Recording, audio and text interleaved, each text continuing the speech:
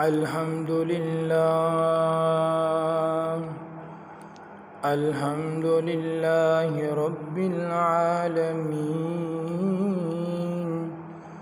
والصلاة والسلام على سيد الأنبياء والمرسلين وعلى آله وصحبه أجمعين ومن تبعهم بإحسان إلى يوم الدين أما بعد فأعوذ بالله من الشيطان الرجيم بسم الله الرحمن الرحيم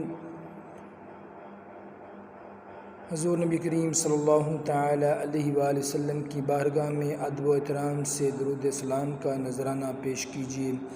اللہم صلی وسلم وبارک علی سیدنا و مولانا و حبیبنا محمد وعلی آلہ وصحبہ اجمعین۔ عزیزان محترم، خالق کائنات جل جلالہ کا ہم پر بے پناہ لطف و کرم، مہربانی و احسان ہے کہ اس نے ہمیں دنیا کی بے شمار نعمتیں عطا فرمائی، بھلائی کے رستوں کی رہنمائی فرمائی اور آخرت کے لیے زیادہ سے زیادہ اعمال صالحہ کے مواقع مہیا فرمائے۔ یوں تو رب ذوالجلال کی رحمت کی بارش شب و روز اور ہمیشہ ہی رہتی ہے، مگر کچھ ایام و اوقات میں وہ خصوصیات ہیں جو دیگر میں نہیں۔ اللہ رب العالمین نے بعض مہینوں، دنوں، راتوں اور اوقات کو دیگر پر فضیلت و بزرگی عطا فرمائی ہے۔ انہیں مبارک ایام میں ماہ ذی الحجہ کے ابتدائی 10 دن بھی ہے۔ ان میں اللہ تعالیٰ نے بہت سی بھلائیاں جمع فرمائی ہیں۔ ان ایام کو افضل و اعلیٰ بنایا اور بڑی برکتوں سے نوازا۔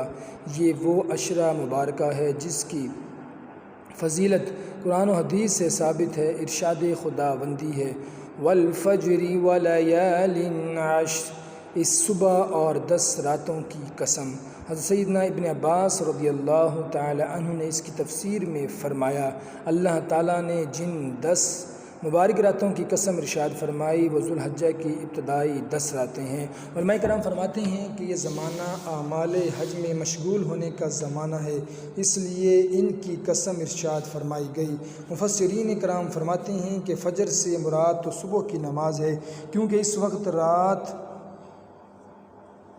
و دن کے فرشتے جمع ہوتے ہیں، یا اس سے مراد صبح صادق کا وقت ہے کہ اس وقت تمام مخلوقات اللہ کے ذکر میں مشغول ہوتی ہے، یا پھر اس سے مراد یکم ذی الحجہ کی صبح ہے، اور 10 راتوں سے مراد ذی الحجہ کے ابتدائی 10 دن اور راتیں ہیں کہ ان میں حج کے ارکان ادا کیے جاتے ہیں۔ لہٰذا یہ ایام بہت ہی فضیلت و عظمت والے ہیں۔ ان مبارک ایام میں زیادہ سے زیادہ اعمال صالح کرنے کی کوشش کرنی ہے تاکہ وہ ہماری بخشش و مغفرت کا سبب بن جائے۔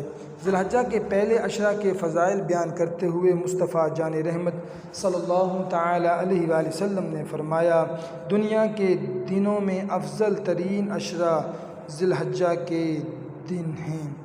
حضرت سیدنا ابن عباس رضی اللہ تعالیٰ عنہ سے روایت ہے کہ نبی کریم صلی اللہ تعالی علیہ وآلہ وسلم نے فرمایا، ذوالحجہ کے ابتدائی 10 دنوں میں جو نیکی کی جائے وہ دیگر ایام کے نیک اعمال سے افضل ہے۔ لوگوں نے عرض کیا کہ کیا جہاد سے بھی افضل ہے؟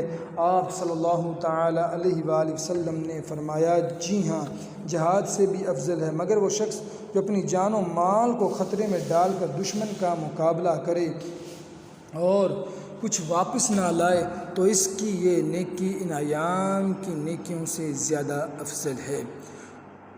عزیز دوستو، عشرہ ذی الحجہ عند اللہ بہت مکرم و معظم ہے۔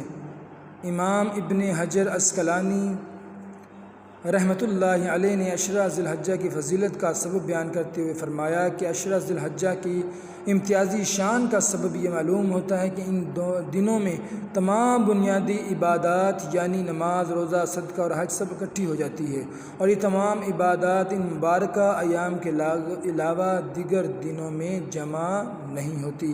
حضرت سیدنا ابن عباس رضی اللہ تعالیٰ عنہ سے روایت ہے کہ جناب احمد مجتبیٰ صلی اللہ تعالی علیہ وسلم نے ارشاد فرمایا، اللہ تعالیٰ کے ہاں ذی الحجہ کے ابتدائی 10 دنوں سے بڑھ کر کسی اور دن کا عمل زیادہ پسندیدہ نہیں۔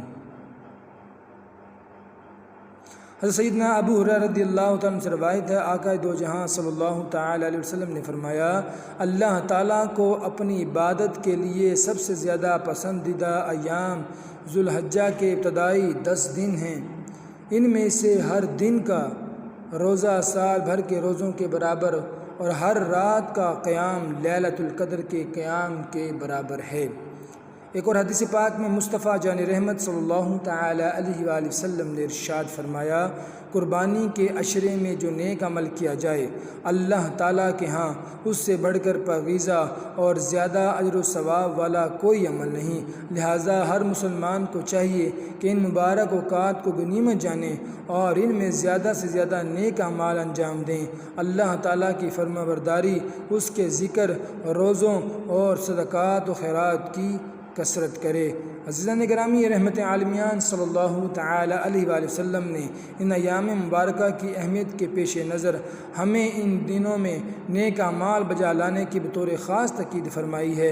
حضرت سیدنا سعد بن جبیر رضی اللہ تعالی عنہ فرماتے ہیں، ذوالحجہ کی 10 راتوں میں اپنا چراغ مت بجھاؤ، اللہ تعالیٰ ان راتوں کی عبادت پسند فرماتا ہے اور خود ان کے بارے میں ہے۔ جب ذی الحجہ کے ابتدائی 10 دن آتے تو حضرت سعید بن جبیر رضی اللہ تعالیٰ عنہ عبادات میں خوب کوشش کرتے، یہاں تک کہ یہ گمان ہوتا کہ وہ اس حد سے زیادہ کوشش پر قادر نہ ہوں گے۔ آج ہم اپنے آپ پر غور کریں کہ ان دنوں میں پہلے ہم کیا کرتے رہے اور اب ہمیں کیا کرنا چاہیے۔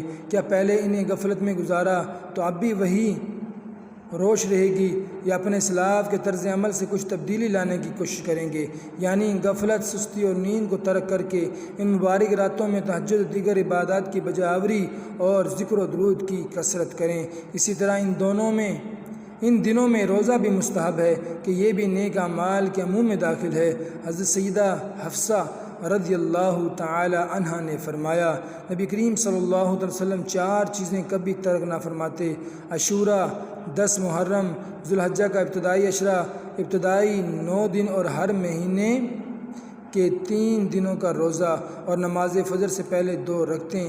اس لیے علماء نے ذوالحجہ کے ابتدائی 9 دنوں کے روزوں کے استحباب کی شدید تاکید فرمائی ہے۔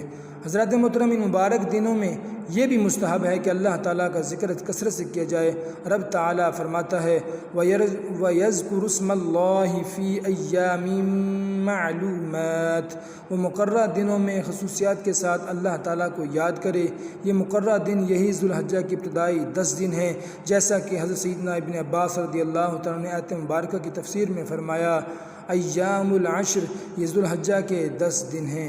حضرات محترم، رسول اللہ صلی اللہ علیہ وسلم نے ان ایام میں ذکر اللہ کے بارے میں فرمایا، ذوالحجہ کے ابتدائی 10 دنوں کی قدر و منزل سے بڑا کوئی اور دن نہیں ہو سکتا، اور نہ ہی ان ایام میں کی ہوئی نیکی سے بڑھ کر اللہ تعالیٰ کو اور کوئی عمل پسند ہے۔